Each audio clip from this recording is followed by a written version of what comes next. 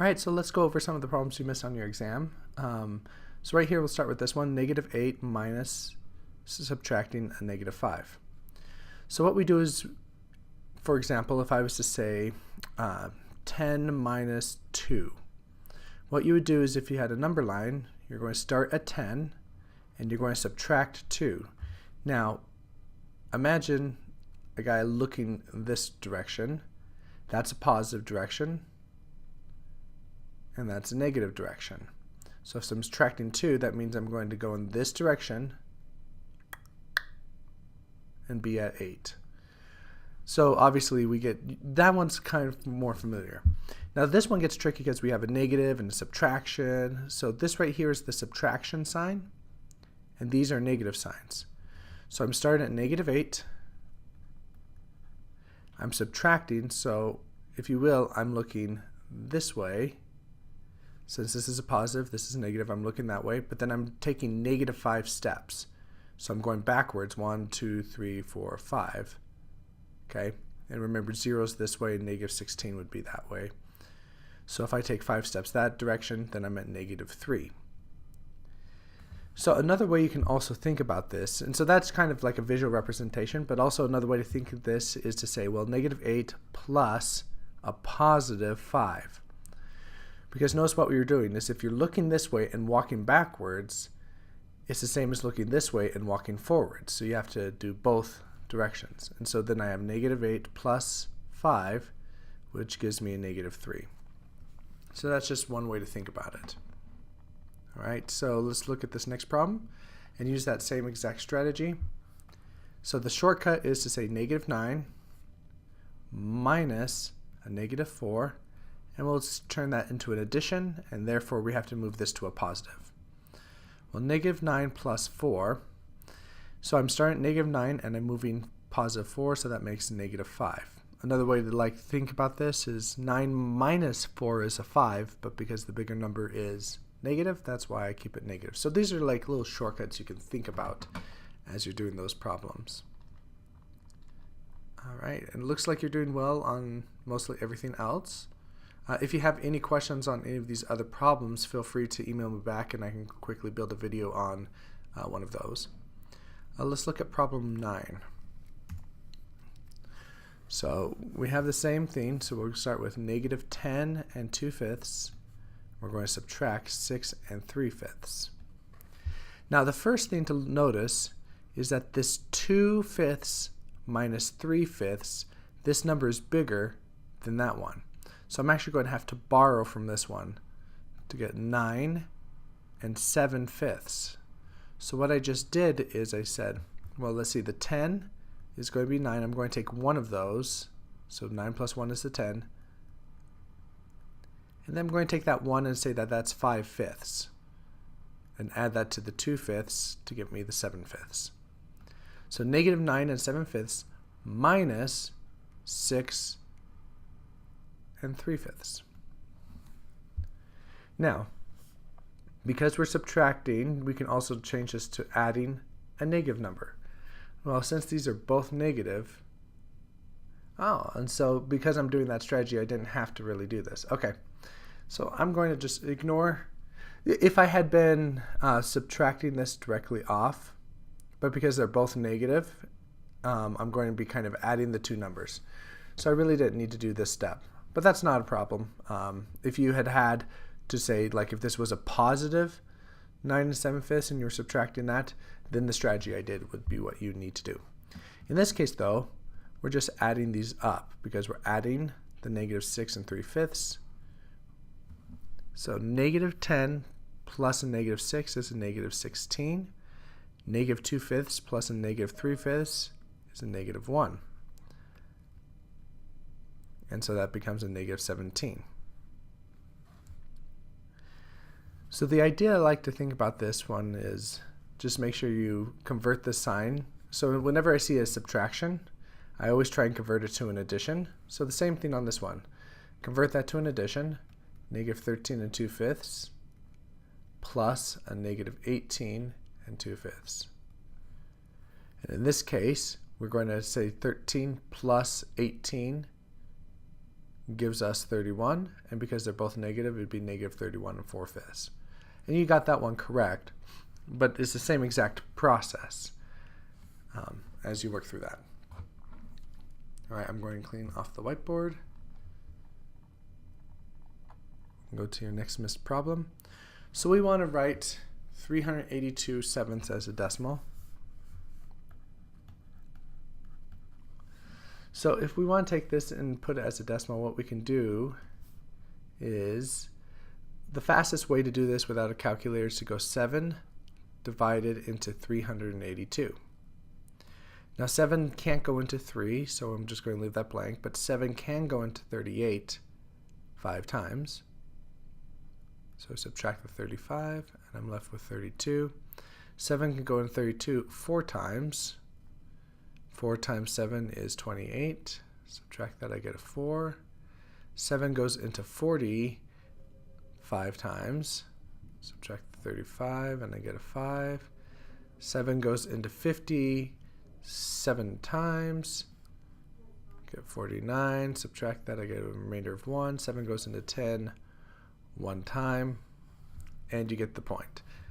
So as you look over here, it's about 54.5. So it looks like you were doing well. Right here, you got the 54.5. The decimal just messed up.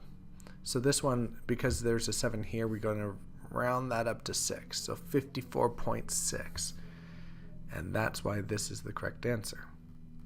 Anyway, if you do divide a little bit differently than I do, that's fine. But you'll see that the main trick on this one is to see where the decimal is going to be placed. And that's right there.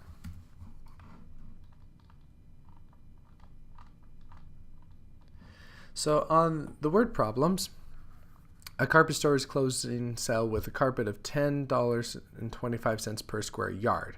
If your living room is 240 square feet, how many would it cost to carpet? Now remember, 9 square feet is the same as 1 square yard. So what we're going to do is start with our 240 square feet, or feet squared. And what we want to do is convert this to square yards. So we want square yards, and we want to get rid of square feet. Now we do know that 9 square feet is in 1 square yard. Now notice, why did I choose to put feet squared down here and yard squared up here? Well, if you look at this problem, we want to get rid of the feet squared, and so that's why I put in the denominator. So that cancels out with that, and then I'm left with the yard squared. So I have 240 divided by 9. So now I can go to the 9 goes into 240. Well, 9 goes into 24 2 times. Subtract the 18, get 6. 9 goes into 60 6 times. Subtract the 54, 60. And notice that this will actually continue. You'll keep doing the same process. And notice the decimal goes right there, so that's why I put that right there. And then every 0 I drop after that point. It's just going to continue this. So 9 goes into 60 6 times. 54, remainder 6. 9 goes into 60 6 times. And you can see that that's just going to keep repeating, repeating, repeating. So it's about 26.666. Okay? Now that we have how many square yards, now we need to find out the total cost. So that's $10.25. So we're going to multiply this by $10.25. Now another way you could also view this is just keep this problem right here. If you like fractions, you could have just multiplied this one by 10 1/4, which can convert to 41/4.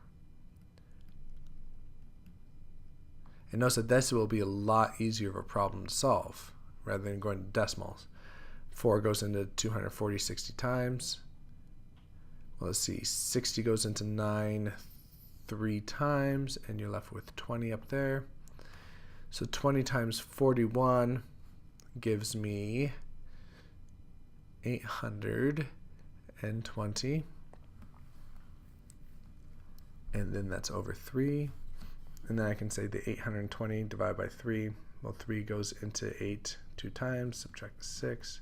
22, 3 goes into 22 7 times, so that's 21. 3 goes into 10 3 times. Give it 1, and notice that that will continue 273.3 repeated. And that's how we got that answer right there. So you'll see that using the decimal, keeping it in the fraction form might be a little easier.